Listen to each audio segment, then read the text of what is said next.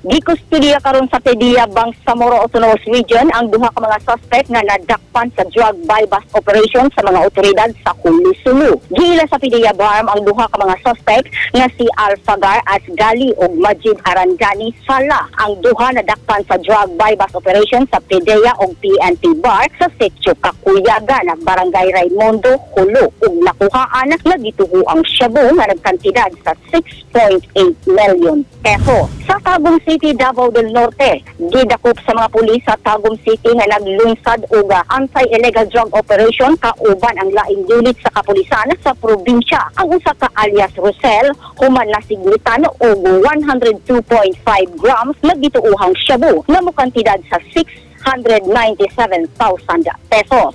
Ang suspect gikonsiderang high-value individual sa mga otoridad.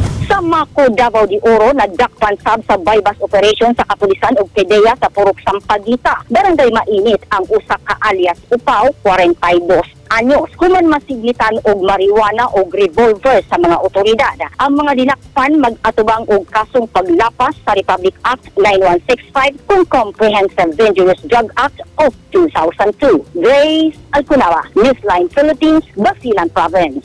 Stay safe.